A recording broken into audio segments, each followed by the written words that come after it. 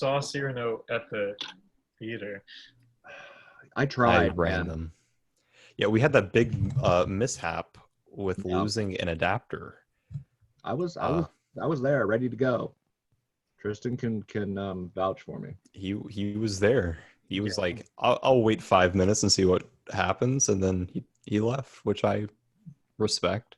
Well, I actually waited more than 5 minutes. I said I'd wait 5 minutes, but then I stayed and then I left because it was like once they were like, we're gonna go to Best Buy and buy this, I was like, Best Buy's not gonna have that. I'm leaving. He bought the wrong wave connector Oh as my well. God. So like we waited that entire time, and then we just sent everybody home. Then I go in the grad office, and it was sitting on a shelf. The piece that we were looking for was just on a shelf, and so I found it, and I was like, here, Craig, here it is. Man, So we ran it the next day. Craig and Jay just spend a lot of their time now at Best Buy. They do. Yes, they do. Time and a lot of money. That's their this semester.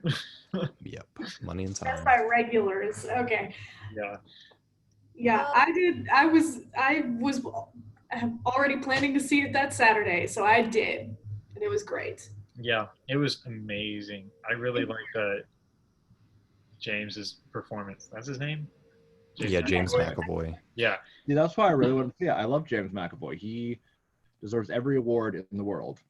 And I don't know why he didn't get like every award in the world for Split, but I liked Split personally. Split I didn't was like the amazing. ending all too much, but yeah, I mean the movie itself was good. It wasn't like the most fabulous thing I've ever seen, but James McAvoy's acting was one of the most fabulous things I've ever seen.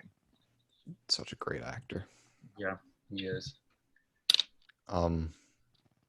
I loved how it was set up as like almost like a rap battle, Yeah. and Look, you have no idea the things I was feeling when they did like basically a sword fight with microphones and it was like a rap battle. I was feeling things. Yes. It was very good. I really hope I get to see this because that sounds like something that would change my life. Yeah, it was really just super would. cool. Yeah. Monica needs to set up another time to see We it. are. Okay. I don't think it's this coming week, but I believe we're trying to set up something the week after because there were a lot of people that weren't able to see it. So we're going to let people see it because it is worth being seen. Oh, Yeah. absolutely. Morgan said it was like one of the best NT lives that he saw here. It's up there. Wow, really? Yes, Yeah. I would agree. Yeah.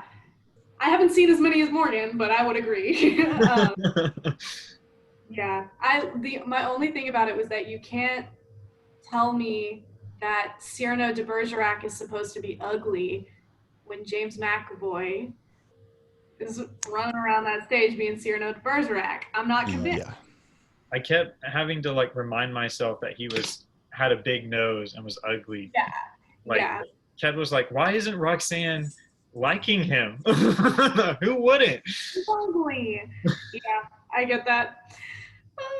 Yeah, but I think, and look, Tristan knows because he was in our last group with me that I have very strong opinions on adaptations of shows. And this one was like changed my mind in some aspects because I'm usually very like, don't try to force something on these shows that it doesn't, like, don't try to shove a square peg into a round hole. Yeah. But that's not what this is, I don't think. It felt very like, rather than putting it in a time period that it didn't belong, it just made it more timeless and transformed the language into something that is more relatable for people today, I guess. Because I thought it was really it was super interesting at the end when they were talking about like rhyming language not being relevant anymore. But the whole thing was kind of spoken word and like hip hop vibes, and that is definitely relevant. So I thought that was really interesting. Yeah. Oh, yeah. Yeah. I really, really like that. What did you not like about it then, Tessa? Nothing. No. I think the only part of it, and I don't really think it was on the fault of like the adaptation, was that the ending like 30 minutes. Like the last half hour was really slow. Yeah. So at some point it became like, when is this going to end? Because it was just so slow. But like, I didn't hate it. It didn't ruin the rest of the thing for me. So I did like all of it. Yeah. I can't wait to see it. Right? I Can't can't- wait for you to see it. The thing that I didn't like is that it didn't show the first night. That's what I didn't like about it. Sorry, Cody. I did my best. Hey, it's not your fault, man. This is not a stab at you. Which is funny because I have a knife here. But I'm not stabbing. I get to watch it again when we show it the next time, so I'll have watched it 3 full times. You're gonna have the show memorized. I have the plot points 100% down. I'm just missing the in-betweens. But Again. I loved just their use of language, how everything's felt so intentional. Every phrase was like, this matters, this is why it matters, this is how it fits into the greater picture. Nothing just felt kind of there. Everything had a place and a purpose, Yeah. which is it's a testament to the writing and the adaptation, I think.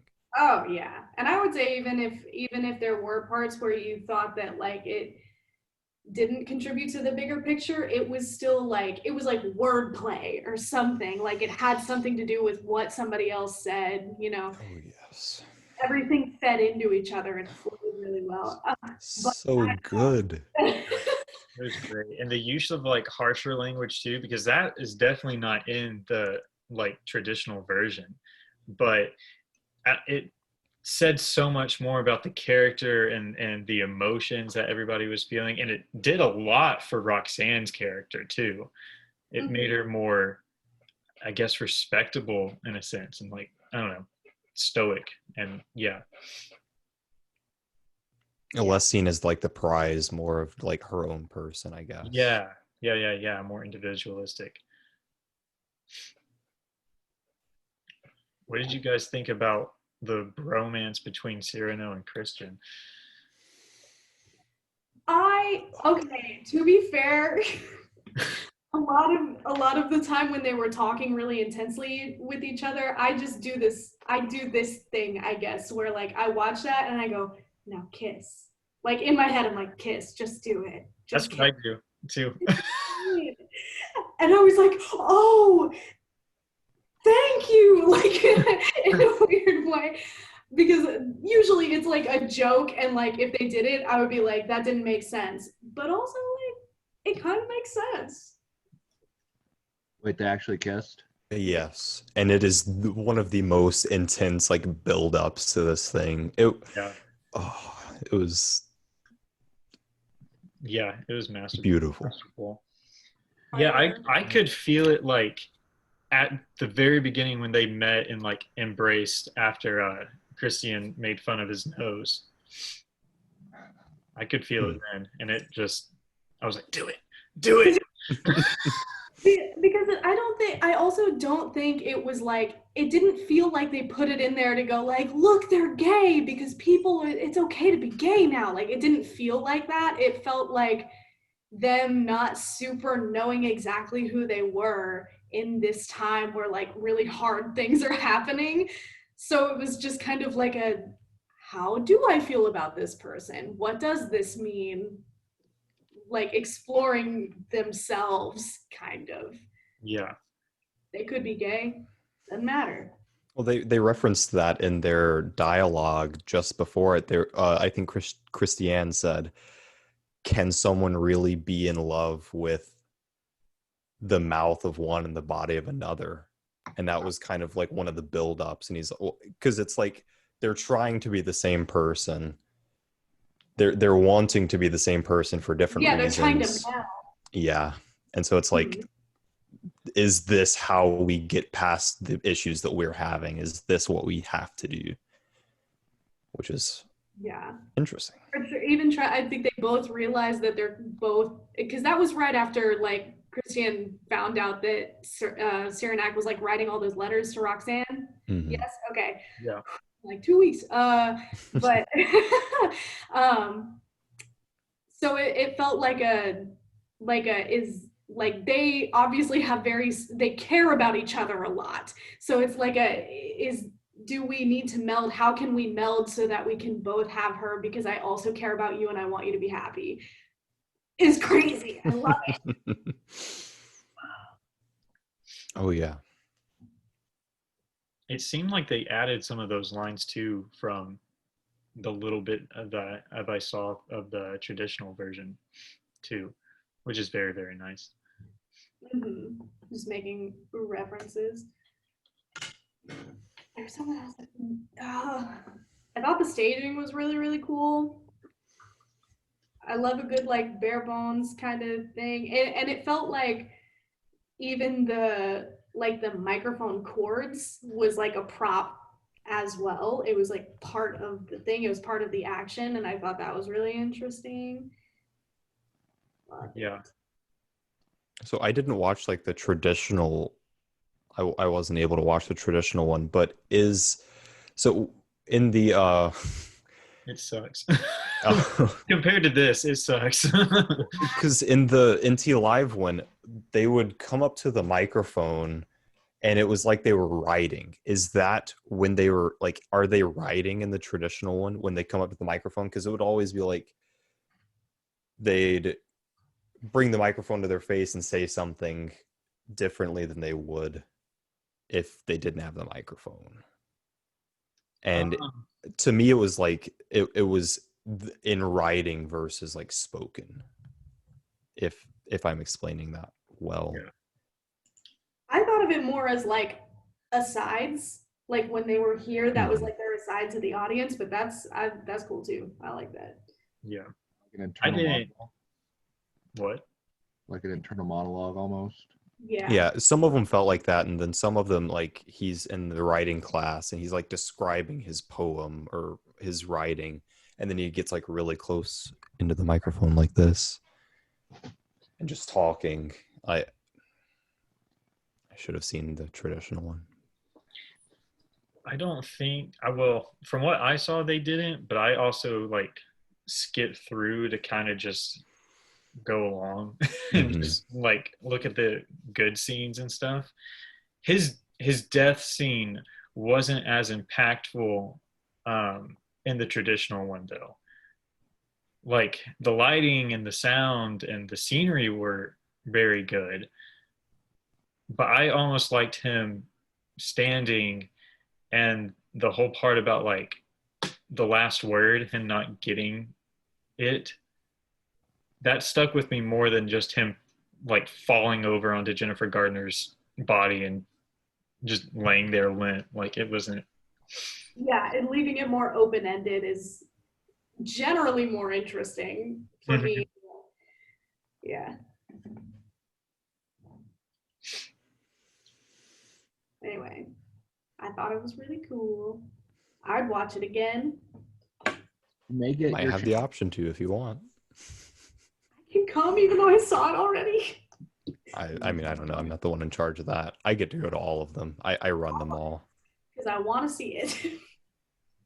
She respond. I was the one that uploaded like the last group, and she responds to, like some of the stuff that we talk about. So she might Okay. give an answer on that. I don't know. Can Monica, Tessa wants an answer. So I guess the second question is, what does adaptation change in shows from traditional versions to more modern ones? Like, how can adaptation change a show? I think generally I mean, specifically in the case of Cyrano, and unless it was in the traditional version and I just am wrong, but it generally would take into account what is happening in modern times as well, because in Cyrano they like the women talk about feminism and equality, like gender equality and that kind of thing, which is I don't think was in the traditional one.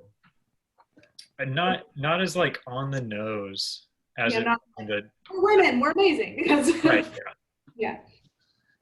I mean, I didn't see this production obviously, but in most adaptations I've seen, I think like the question that is asked of really what should be asked of all plays when you're deciding to do one or not is like, why this play and why now?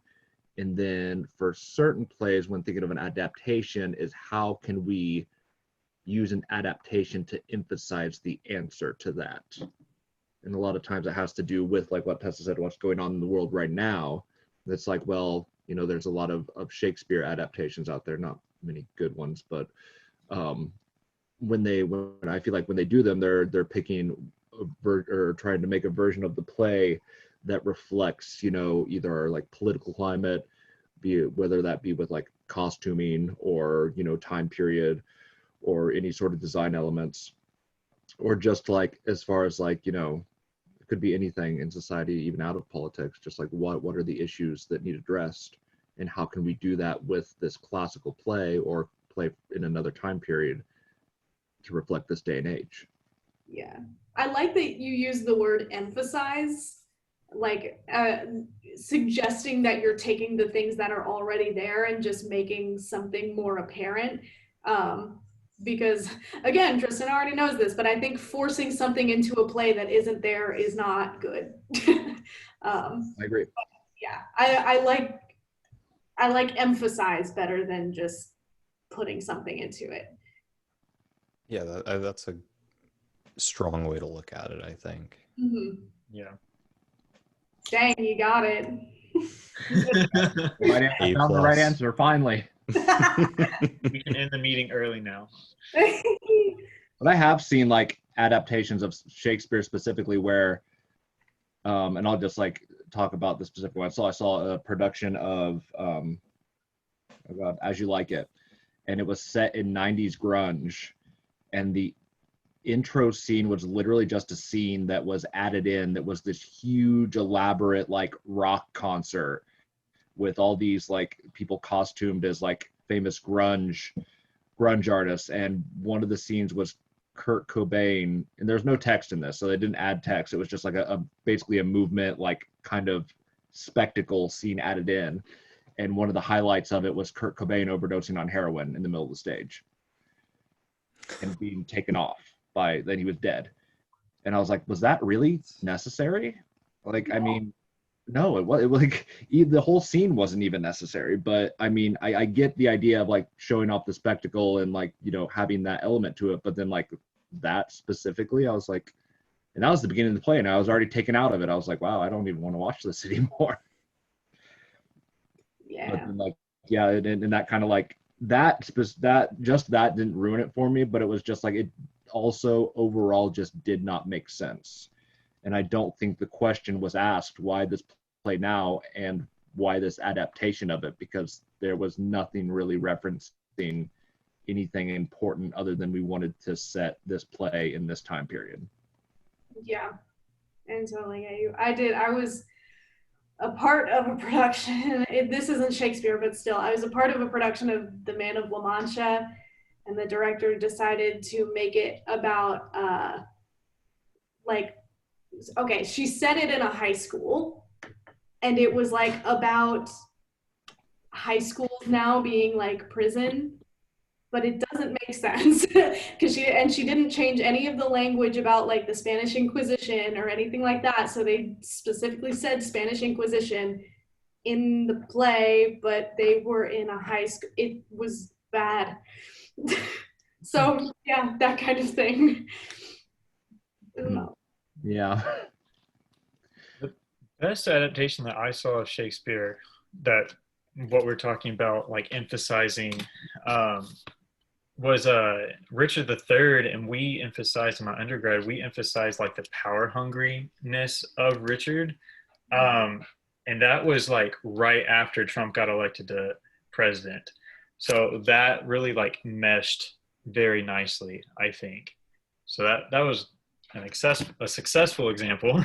Sure, There's so similar to that, if anyone's seen the adaptation of the Scottish play with Patrick Stewart, they emphasize that it's actually a film adaptation. It's not a really a production, but this is one of the only film adaptations of Shakespeare I've ever seen that succeeds, because it also emphasizes that idea of power hunger, but they use like Nazi Germany as kind of the adapted theme. And it's not like said, but like with the design elements and just like everything else in the adaptation, it's highly suggested that kind of Macbeth is Hitler in a way.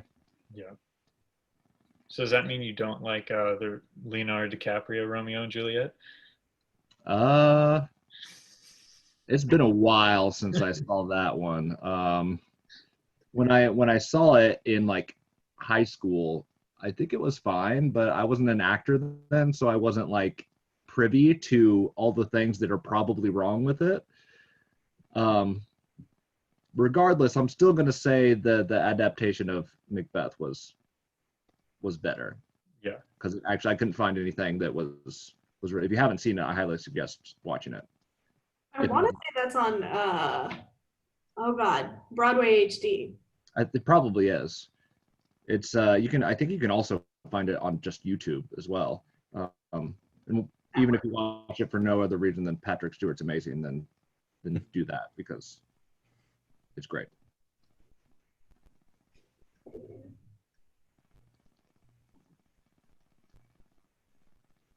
Are we talking about the other shows as well? Sure, why not? Sure. Do it. So Fun. yeah, go for it. I don't know who was talking. It's weird because I don't want to like lead or start a conversation about Revolutionists when I was in it. That feels weird to me. So let's talk about the Revolutionists. I liked the masks. They were great. Thanks. I did not make them, but thank you. I was like so happy when the first time you came on screen with that mask, and I was like, I mean, obviously I knew you were gonna do great at everything else as well. Everyone did a great job, but then there was a mask, and it was a surprise, and I was so happy. And it was like you were a completely different character, and I was like, because I mean, you were, and that's what I really liked. Thanks. I don't know. Well, that's one thing I really liked. I just really like masks. Not these masks, but like these masks.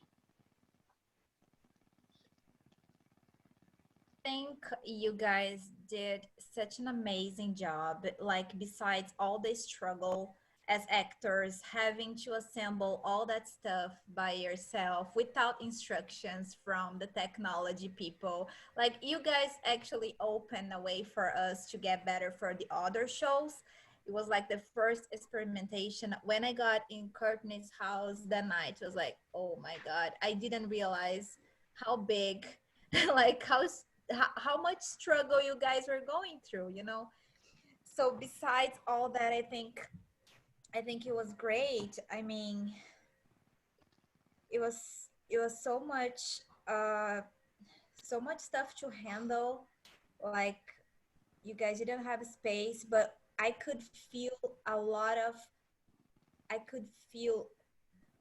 everything, even in a screen, even with all that going wrong, so I really enjoyed it, really.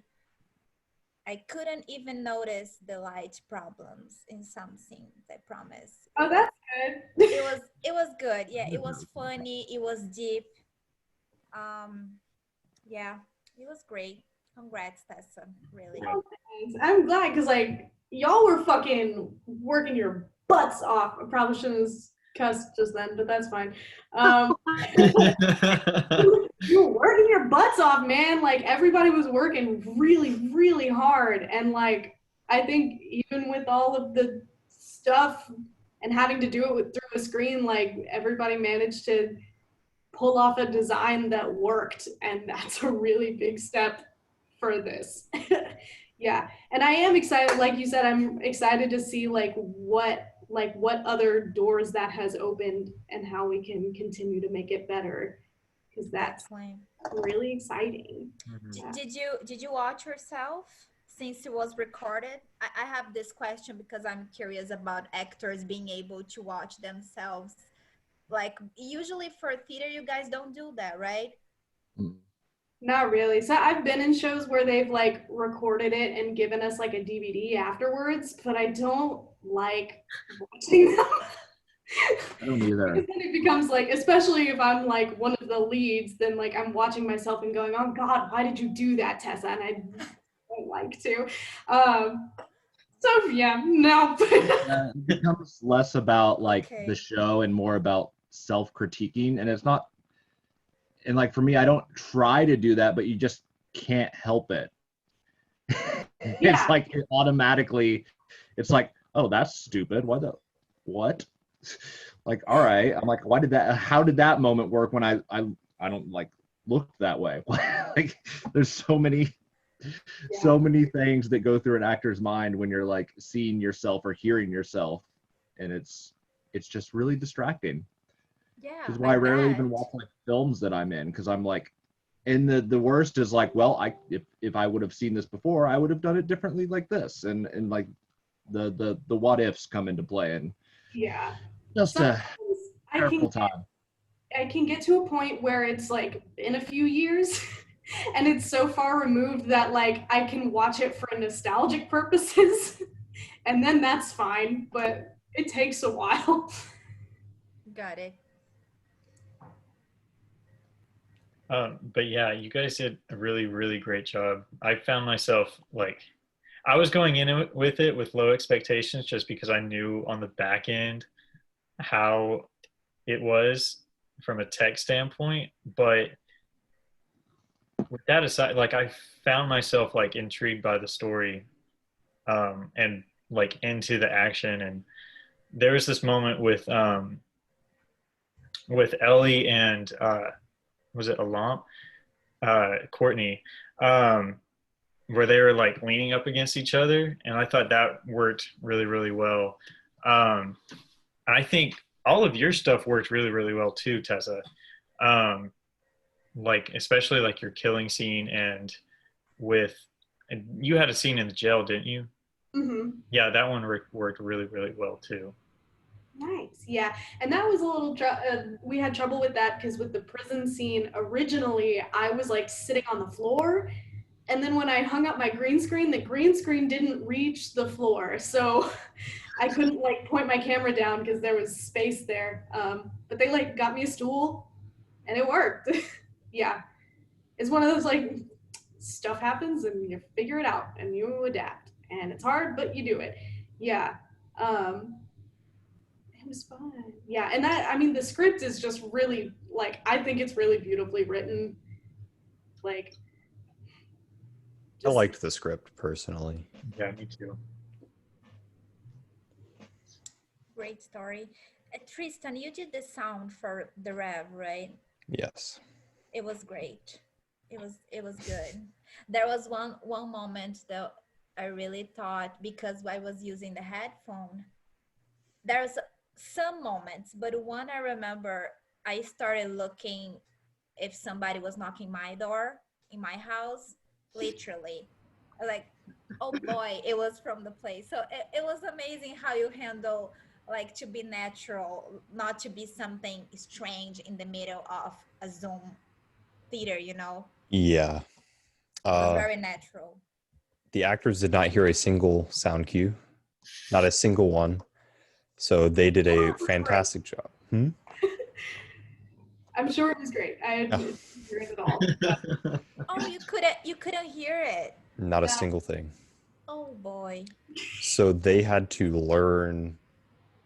time everything out perfectly with transitions, and it made me have to not have long cues so it wouldn't go over actor dialogue. It made me have to, I mean, had to change a few things just to make it work, but I think the actors did such a great job in being able to do a show without hearing sound cues. That I didn't know that. Now you guys are heroes. Like, not just was amazing, but oh my God, really?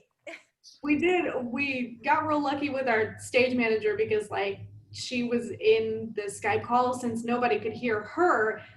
There were scenes where like if it was something where like I had to wait for Courtney to be set up before I could start the scene, that kind of thing, then Catherine would tell us lights up, and that was super, super helpful.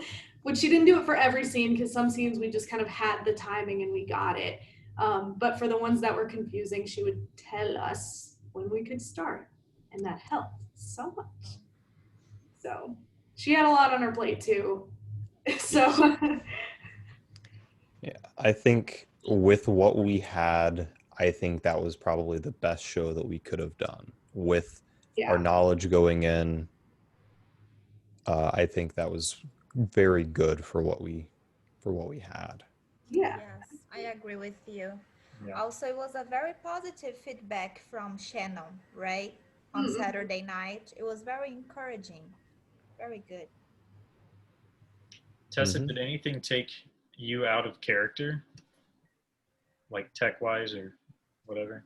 I think in the beginning more than like as we went on, I got used to it, right? But like being in my own home for a little bit was kind of weird, and like being on carpet is kind of just I couldn't explain why, but it's like just a different feeling than like walking around on a stage and walking around on a wood floor. Um, yeah, and like I would on purpose, like nobody ever saw my feet, but I wore my shoes anyway, just to have the feeling and like not having to feel carpet on my feet because that was weird for me. Um, so yeah, other than that, not really. Especially since we have like the green screen and the whole setup, it very much felt like this is where I am working and being the character. So that helps too. Yeah. I didn't think about it. How, yeah, wow. Like how you could make your house be the stage, like in your mind, Hmm. almost like emotionally, right?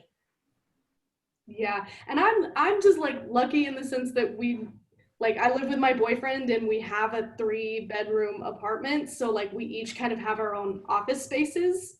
Hmm. So I already had my space where like this is where I do my work, and then it just became like character and scene work instead of homework for a little Got while. it. Yeah, it was interesting. It was real fun. Half of this room got cut off, and I had to like roll under my green screen to get. I was like Mission Impossible rolling every time I needed to come in. It was great. Wow, guys. Funny. Yeah. Well, it's 39 steps now. Yeah. Yeah. Did you do the I don't know how to say the words. The tech stuff where you like placed people. Yeah, Programming. yeah, I did. Was so freaking cool, dude. I'm glad you liked it because it was a lot of stress. I'm sure it was. It looked like it took a lot of work. Yeah, that I like that because like, so was that like kind of your guys' like, I don't know, preliminary workings with that for kind of like before Describe the Night? yeah, I like how you kind of like, I don't know if you did this on purpose, but you used that element as like it's a genre in itself to kind of like make this new stylized world.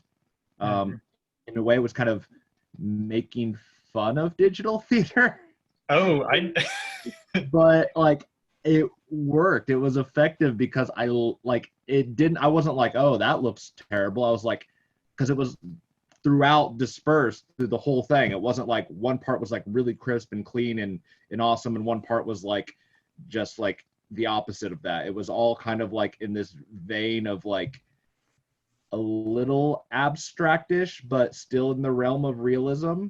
Um, and I think the part that really sticks out to me is the sheep. Yes. Everyone I just was waiting loves you that. say that. Yeah. Yeah, that was good. And I think it's because like the play in itself, that just kind of went with the genre of the play because it's Yeah. already kind of silly and you know Yeah. everything. But yeah, it was super cool. I was like, how did he do that? Yeah. yeah, no, I love the sheep moment. That was my favorite moment that I've done by far. I think I caught like Nate was like doing this and like looked at the camera and was like, Yeah. am I doing the sheep? It was very funny, but I did love the sheep. Well, good. I'm glad you guys liked it. Yeah, so the reason that it took so long, like to open the house both nights actually, was because we had to reposition and crop down people so that their green screens were the only thing that were in the box. So, and I mean, not as a dig to Joanne, but she was being very particular about it and stressing me out. So that's something to learn for next time to not do that. So hopefully Sam won't do that to me again. But Well, I mean, we're in boxes, so hopefully it doesn't come to that. yeah, I I hope think so. we learned so much with the Rev and with 39 steps, like, and also moving to the pods. The tech people is gonna be able to control better the situation, and that's gonna be like a lot of less stress on the designers and this programming person, because what happened with Jax is the camera moved, right? Yeah. The actors moved the camera, but they didn't know they couldn't move the camera. We didn't think about it. That was a problem, a huge problem. So anyways, a lot of stuff, but Jax did an amazing job. Like you was supposed to, like, the 39 steps was supposed to be a minor project, like with no scenic at all. Like, and then Stephen said, do you want to do that project? And Jax got that, and like from nothing make an amazing thing, like with, like, told the story amazingly. So the sound was very cool also, Tristan. Yeah, I Thank think you. Tristan had a much better time with 39 steps. I knew what I was getting myself more into. I got thrown into Revolutionist not doing any of the design process. Like, it was after everything had already been done, and we still thought we were going to be in person. So I was like prepared for that, but I still didn't do any of the process. And then I waited forever to actually do the work. And so then when it came to the show, it was like, do everything all in one night and hope it works. While in 39 steps, it was more like, do it all in 3 nights and hope it works, which was much better, I think. I think the jingles were done the night before opening, Oh wow. literally at 10 p.m. that night. The first time the actors heard it was during the show. That's why Moses's dancing was interesting. He had no clue what was going on, so he was just doing the arm things all the time. But yeah, it was a much better process, I think. Just time wise and that kind of thing.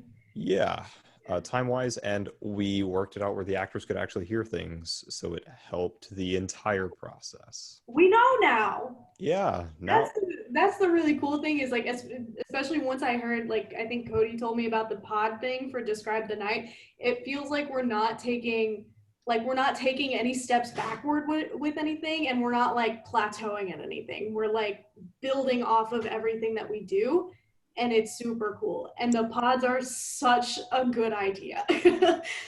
When he told me that, I was like, that is so good. Yeah, because then like the tech people can also like be safely distanced but in the same area, so that they can come help when y'all are needed. Because that was the thing about Revolutionist, was that like if we needed help, somebody had to like drive over to our house. Yeah. Yeah. that's the thing I like about the semester is like Revolutionist was like, can we do online theater? The answer is yes. 39 steps is, can we properly do tech for online theater? The answer is yes. And then it culminates for Describe the Night on like, can we have fantastic acting, fantastic everything, and put it all together, which is so cool because it's, like you said, everything is just building and building and building until we reach the highest that we can in online theater. Yeah, it's cool because we are figuring out a new system together. Like, we didn't have a sample, nothing. Like, Yeah. and everybody's working together and figuring out together. It's been very stressful, a struggle, I know, but also very, very amazing, you know. Yeah. I was about to say something that I forgot. Never mind. I get that. Story of my Yeah. How's We're Still Here going, Tristan? First thing was today. It was what we did for 39 steps for the first few days, just inputting feeds, making sure everything works. They cut all the live elements except for the MCs. So like in between each group, there's like 2 MCs that come on and just do a little skit. They were going to do improv live, but there were too many actors for OBS Ninja to handle, which is something that I've done a little bit of research in to figure out what we can do for Describe the Night. But there were too many people, and so we had 2 actors that kept getting kicked out of the room because their computers couldn't handle it. Mm. So they just opted to record different improv sessions, and we're just going to put those in instead of having them do it live. So it's much simpler. Literally everything is pre-recorded except for 2 people talking. So That's good. Is Jay and David and Caitlin like kind of understanding the limitations and stuff? They don't understand OBS Ninja. Caitlin was very respectful in the first day of just like learning how everything was working. She was able to be in the room with Claire while she was running and setting everything up. So it ran extremely smooth compared to any of the other shows that we've done. It was more of just like, we have to see what we can do, and then that be that. Jay and David both kind of just were hands off, except for at the very beginning. But since they, like me and you, are really the only people that understand OBS Ninja to a certain degree, you know, and so they were trying to figure that out. Gotcha. Well, There's that's always kind of like a bridging the gap when like you're in the room with people who don't understand the technology, which is just gonna happen. So For sure. Yeah. I mean, it was a pretty chill day. Everything pretty much worked. There were obviously some hiccups here and there, but that's to be expected in online theater. Nothing can ever run well the first day. right. That's what tomorrow's for, is to make sure everything runs well. And especially since we took the live actors out of it, like yeah. it's 2 mics, and that's the show. Nice. I remember what I was about to say.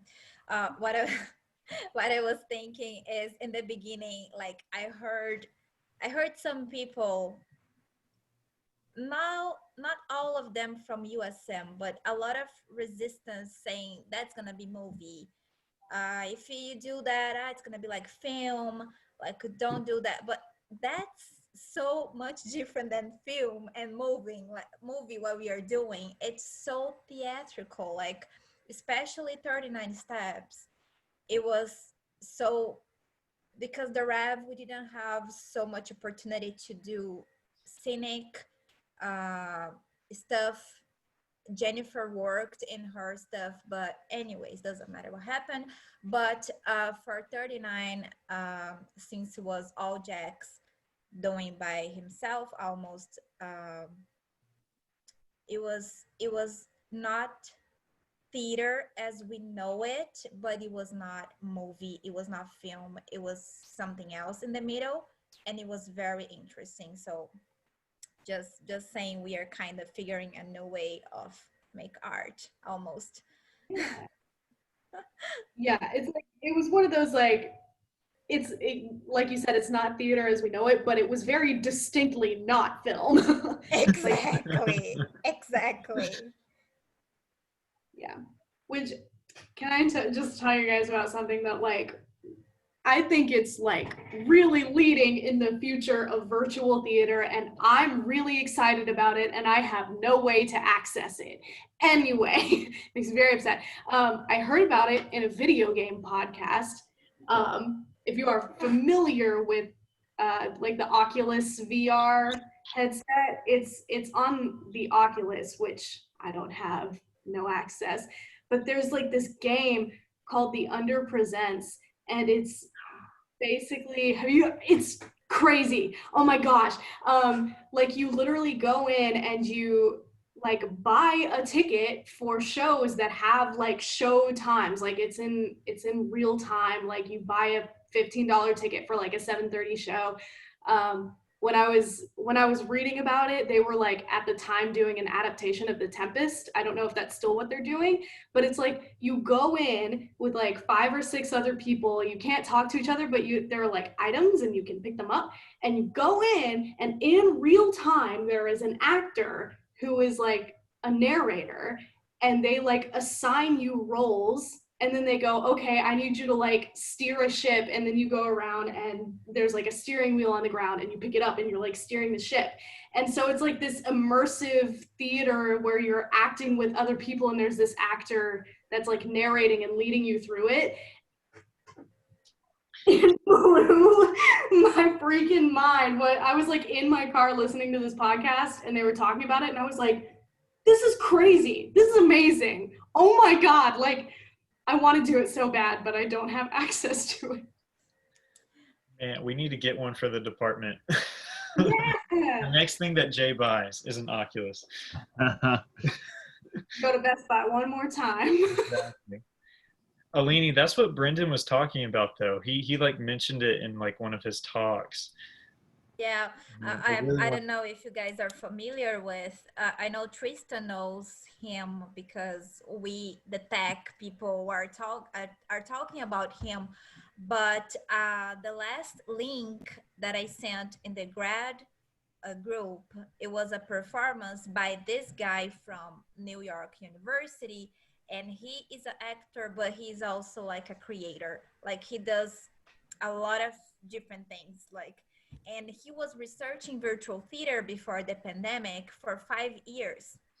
So when the coronavirus got real, like he already have a lot of stuff going on, and just he just got more time to push everything to happen faster than he was planning because of the pandemic.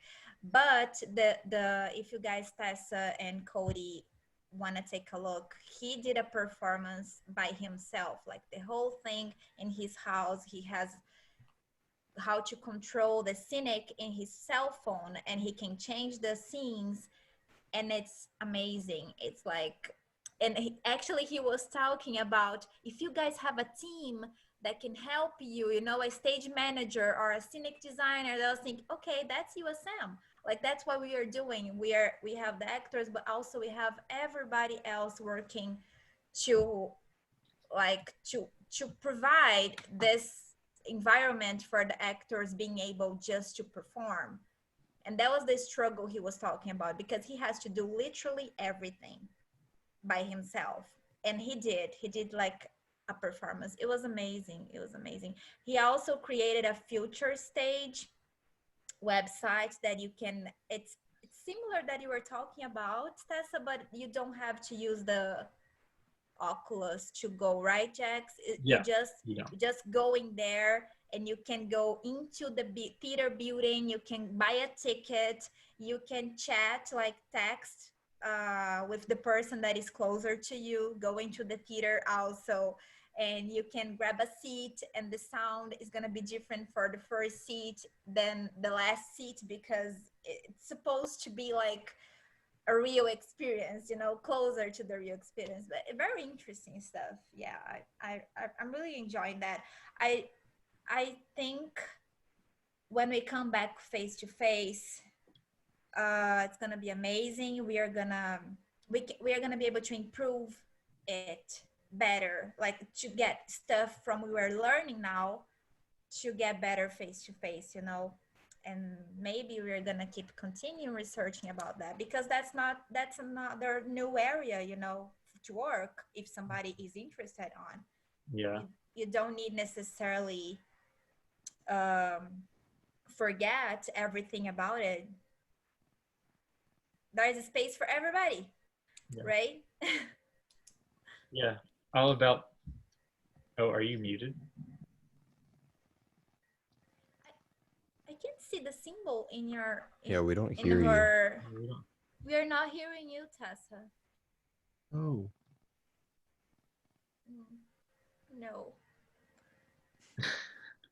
That's kind of. No, that's so sad. It is sad. No. Do you want to go out and come back again? Well, we're almost done, I think. I know, but she can say bye.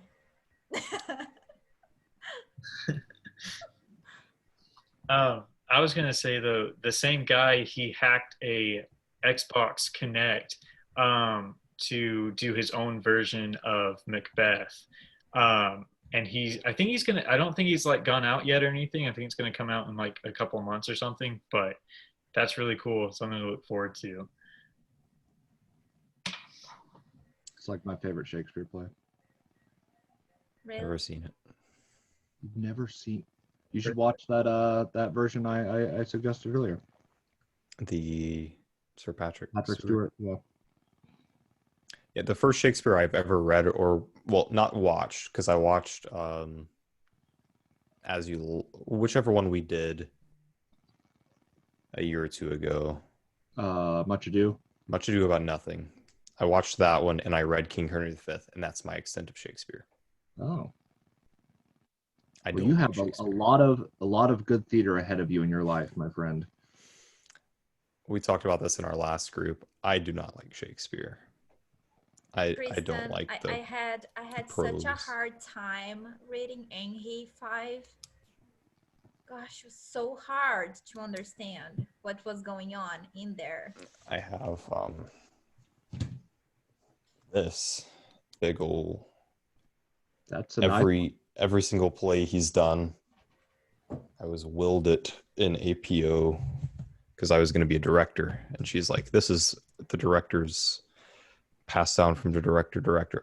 It wasn't even opened. I opened it for King Henry V. Wow. So all these directors never actually. All two of them, yeah. Well, I Two mean, before me. that hurts my heart a little bit. I think it was more of like a charm rather than something that was actually supposed to be used. She was like, "You can open it if you want." We didn't.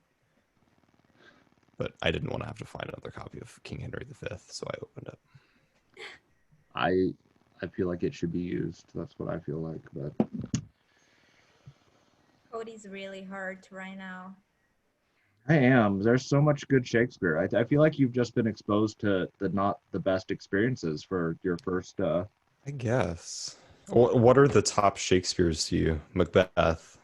Macbeth. I mean, Romeo and Juliet's a classic, but it's not like one of my favorites. I really like Twelfth Night. That's one of my favorites. I think what other ones are like in my top. King Lear's really good. It's a little slow going, but it's still, I think overall the story is really good. I need to see. I know that I would love Julius Caesar if I ever saw it or read it, but I just haven't gotten around to it.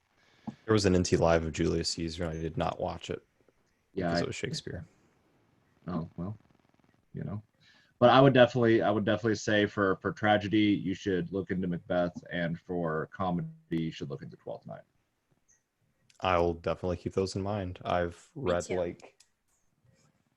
And the cool thing is there's there are decent film adaptations of both of those, so you don't really have to read them. You can just watch. There you go. Cool. Thanks, Cody.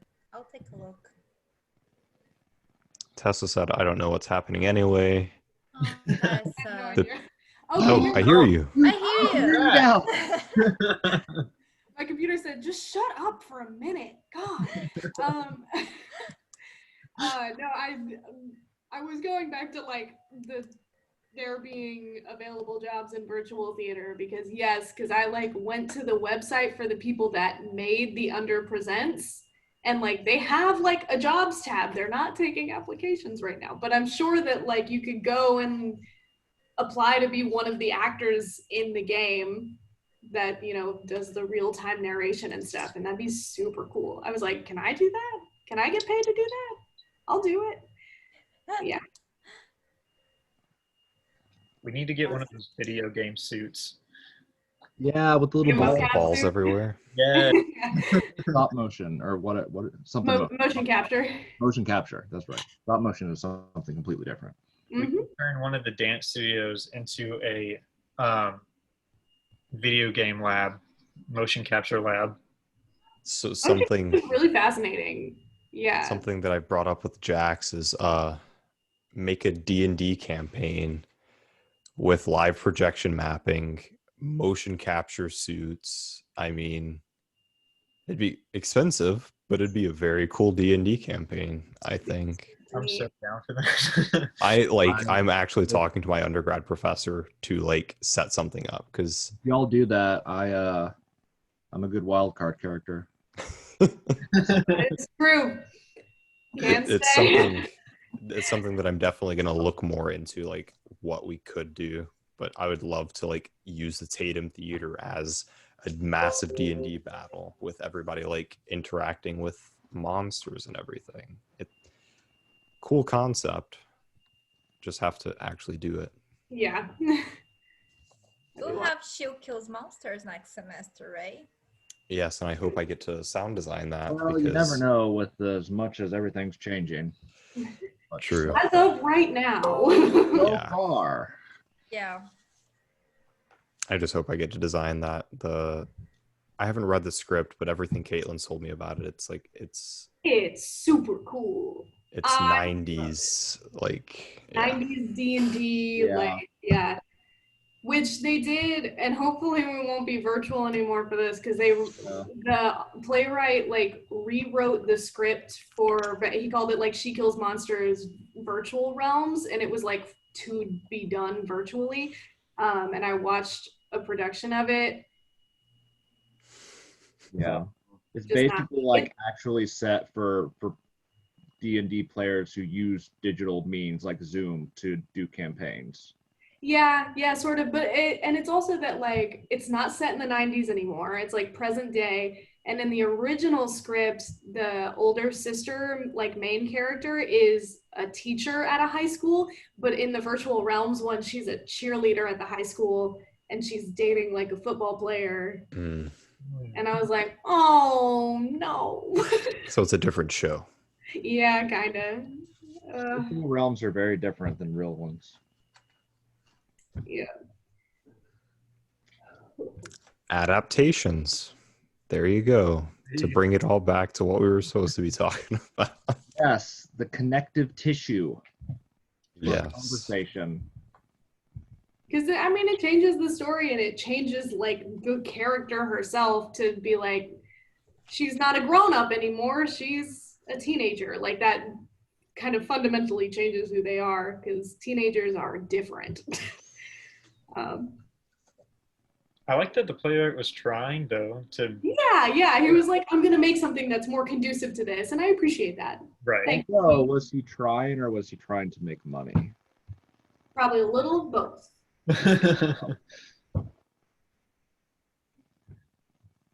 Well, Okay. I think he writes for Marvel now. That's neat.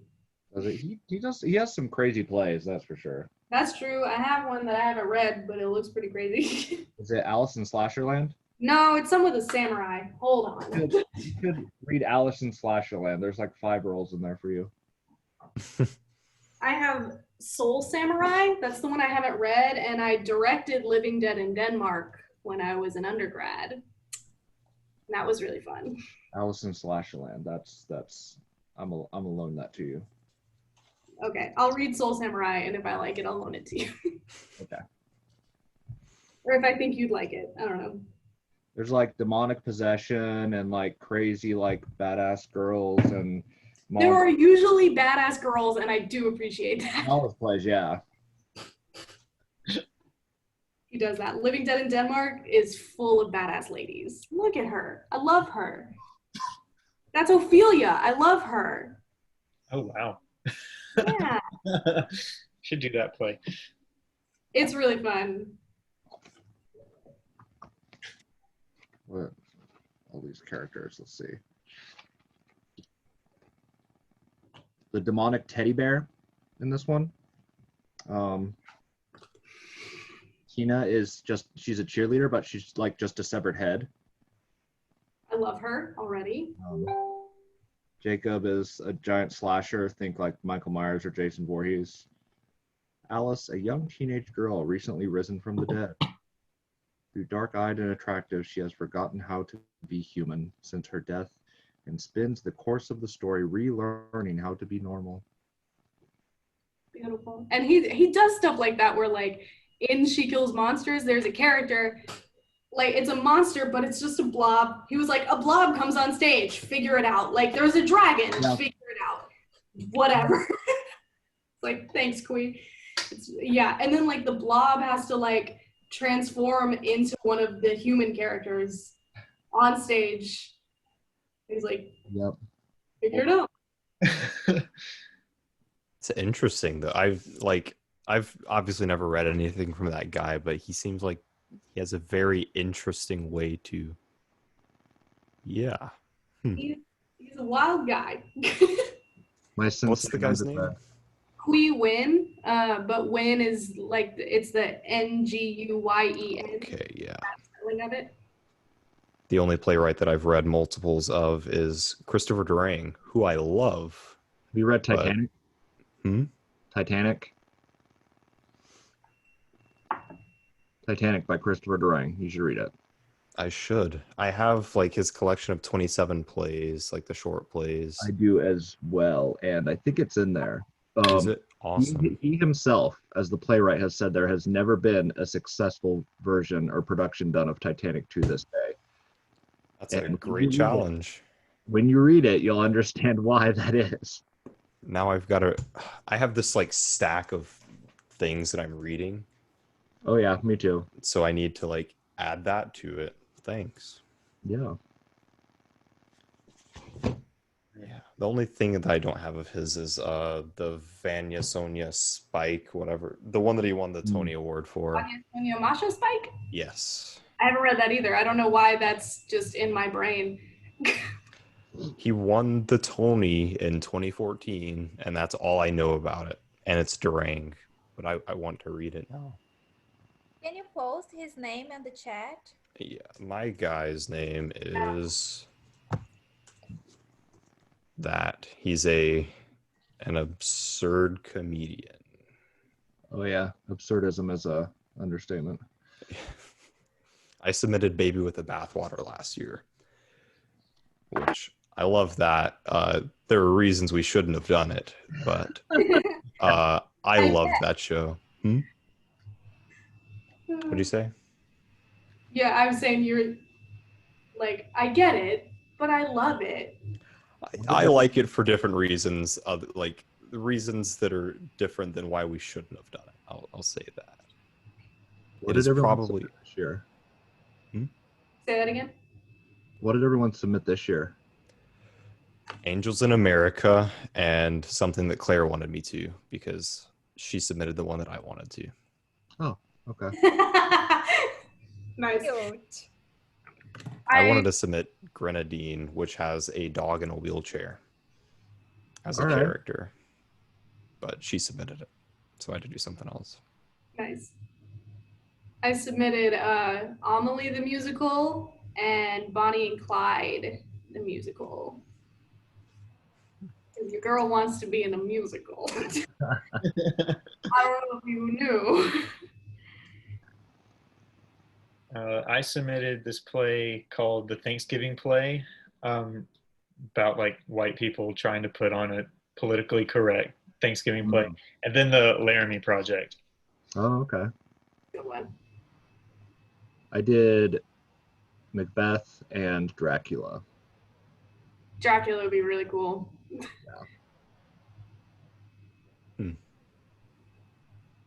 Did you submit anything, Alini?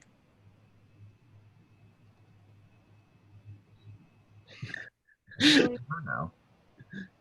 I wanted to submit Twilight Los Angeles, but it requires someone to speak fluent Korean.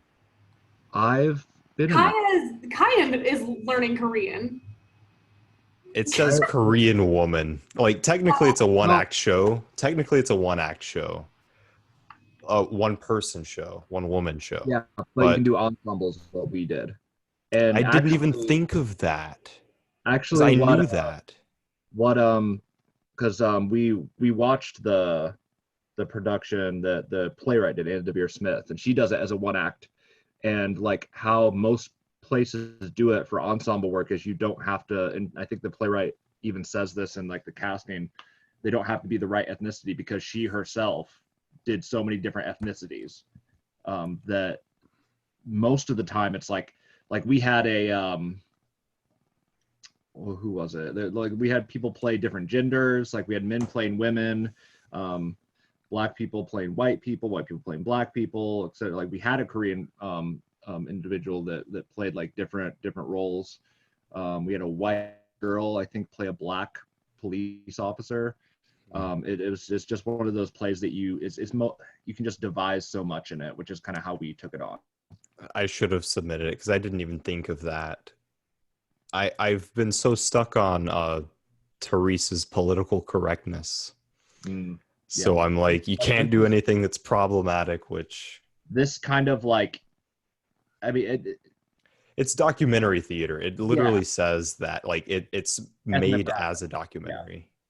Like you're in when I liked doing it, but I also like it's not the kind of theater like I really want to do because we didn't actually get to like do regular script analysis like beats and intentions and stuff. We've listened to the interviews, the actual interviews of the people, and mimicked them mannerism for mannerism, word for word, inflection for inflection. Like it needed to be perfect.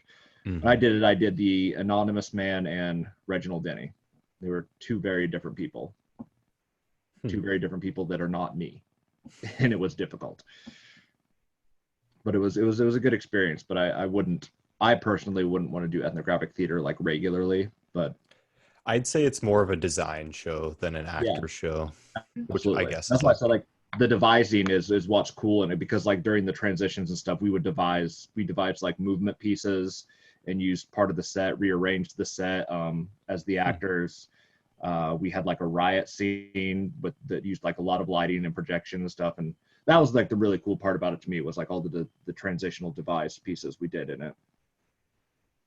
well, I'll save it for my third year. There you go. It would be a good like CP for a designer for sure. Yeah, I envision it with like a lot of projection work. Yeah. So it'll stay in the rotation then. I completely forgot about, I forgot her name again, but yeah. And